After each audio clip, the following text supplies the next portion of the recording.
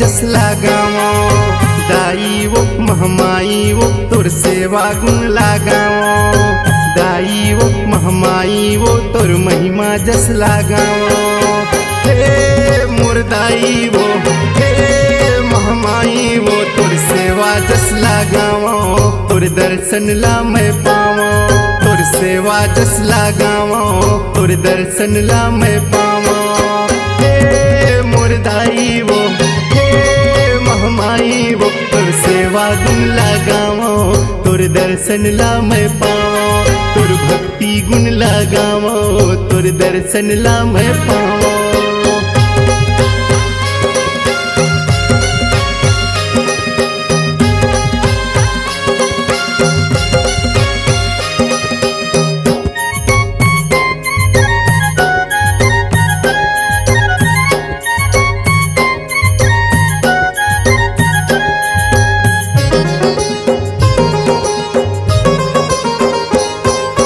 पवन उतारे तोरे आरती गगन सुनावे भजन लवो।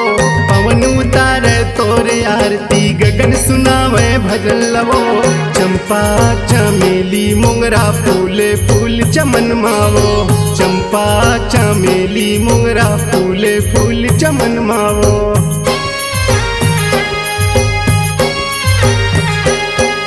पवन उतारे तोरे आरती गगन सुनावे भजन लवो। पवन उतारे तोरे आरती गगन सुनावे भजन लवो। चंपा चमेली मोंगरा फूले फूल चमन मावो।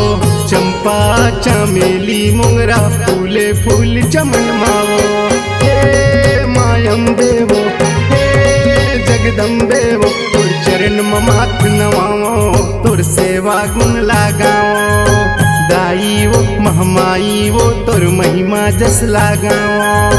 दाई वो महमाई वो तुर महिमा जस लगावो।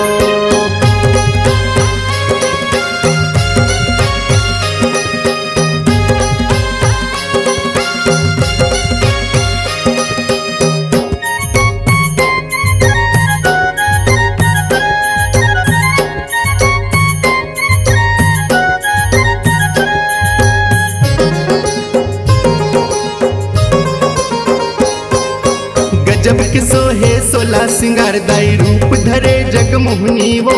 गजब के सोहे सोला सिंगार दाई रूप धरे जग मोहनी वो। चंदा चांदनी जैसे बरगे 64 जोगनी वो। चंदा चांदनी जैसे बरगे 64 जोगनी वो।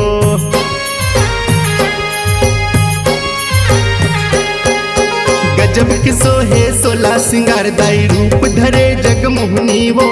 गजब के सोहे सोला सिंगार दाई रूप धरे जग मोहनी वो। चंदा चांदनी जैसे बरगे 64 जोगनी वो। चंदा चांदनी जैसे बरगे 64 जोगनी वो।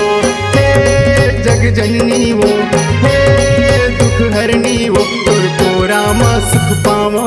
तुर भक्ति गुण लगावो। तुर को राम सुख पावो। तुर भक्ति गुण लगावो। दाई वो महमाई वो तुर महिमा जस लगावो। हे कल्याणी वो हे वरदानी वो तुर शरण में गोहरावो। तुर सेवा जस लगावो। तुर सेवा गुण लगावो। तुर महिमा जस लगावो। तुर भक्ति मातर जावो। तुर दर्शन ला मैं पावो। तुर भक्ति गुण लगावो। तुर दर्शन ला मैं पावो।